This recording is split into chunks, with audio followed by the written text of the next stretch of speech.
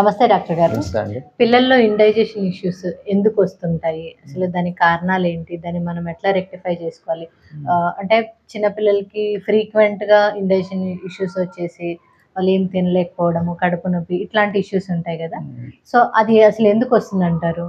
అది ఇండైజెషన్‌కినే రకరకాల కారణాలుంటాయండి. First basic కారణం ఏంటంటే, ఇంట్లో వాళ్ళు కొంచెం ఓవర్‌గా ఎంథూసియాజం చూపిస్తుంటారు. పిల్లలకి ఎక్కువ ఫీడ్ చేయాలి. వాడు కొంచెం బాగా ఆరోగ్యంగా ఉండాలంటే ఎక్కువ తినాలని. ఓకే. వాడికి ఆకలి ఉన్నా లేకపోయినా కూర్చోపెట్టి తినిపిస్తుంటారు. వాడు ఏడుస్తూ ఉంటాడు. వాడికి ఫీడ్ చేస్తూ ఉంటారు.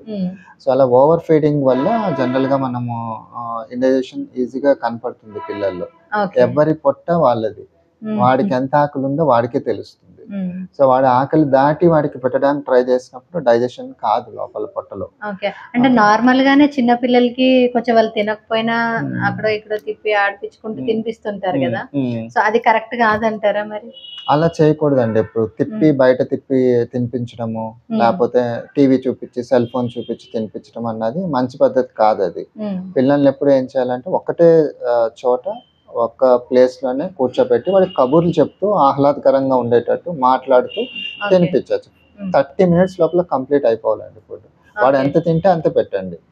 మళ్ళీ టైమ్లీ మీల్స్ పెట్టండి. అలా పెడితే వాడికి ఈజీగా డైజెస్ట్ అవుతుంది. వాడు కూడా సరదాగా ఫీల్ అవుతాడు ఫుడ్ అనేది ఎంజాయ్ చేస్తాడు. ఓకే. అంటే ఎక్సెసివ్ ఫుడ్ వల్లనే ఇండైజెషన్ జనరల్ ఇండైజెషన్ కాజెస్ ఇదొకటి. నెక్స్ట్ కాజ్ వచ్చేసి ఔట్ సైడ్ ఫుడ్ అండి. బయట ఫుడ్, ప్రిజర్వేటివ్ ఫుడ్ ఒకటి బాగా చిప్స్ గానీ, ప్యాకెట్ ఫుడ్స్ గానీ, తర్వాత హోటల్‌లో ఫుడ్స్ తిన్నప్పుడు కూడా ఎందుకంటే వాళ్ళ స్పైసెస్, ఎక్స్‌ట్రా స్పైసెస్ లేదా కెమికల్ స్పైసెస్ ఉన్నాయనుకోండి, లేకపోతే బాగా స్పైసీ ఫుడ్ ఉంది, బయట నాన్ వెజిటేరియన్ ఫుడ్ తిన్నారనుకోండి, అప్పుడు ఈజీగా ఇండైజెషన్ అన్నది మీకు నెక్స్ట్ డేకే తెలిసిపోతుంది. లేకపోతే అదే రోజు తెలిసిపోవచ్చు.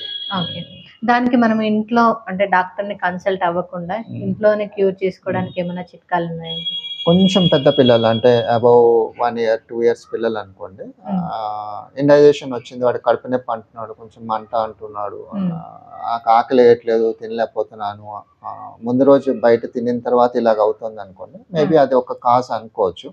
వాళ్ళని ఏం చేయాలంటే వాడికి బ్లాండ్ డైట్, ఎక్కువ స్పైసీ లేకుండా కొంచెం ఇంట్లో చేసిన ఫుడ్, పెరుగన్నం కానీ లేకపోతే చారుతో కానీ ఇట్లా పెట్టుకొని ఒక 1 డే అలాగ వాడికి ఎక్కువ వాటర్ ఇచ్చి అలా చేసామనుకోండి, బై నెక్స్ట్ డే వాడికి జనరల్ గా సెటిల్ అయిపోతాడు. ఇప్పుడు జీలకర్ర ఉంటుంది, నల్ల జీలకర్ర ఉంటుంది. నల్ల జీలకర్ర కొంచెం ఒక 4-5 తీసుకొని వాటర్ లో కలిపి కొంచెం దాన్ని గ్రైండ్ లా కొంచెం నానబెట్టుకొని అది తాగిపించామనుకోండి, అది మంచి కార్బోనేటివ్, డైజెషన్ కూడా బాగా ఇంప్రూవ్ అవుతుంది. వాడికి డైజెషన్ ప్రాబ్లం జనరల్ గా with in 5 to 6 hours solve అవ్వచ్చు. అది హోమ్ రెమెడీ. కొంచెమే తీసుకోవాలి కానీ నల్ల జీలకర్ర అన్నది కొంచెం పెద్ద పిల్లల్లో చేయొచ్చు మనం. అది 2 to 3 ఇయర్స్ పిల్లల్లో వాళ్ళు.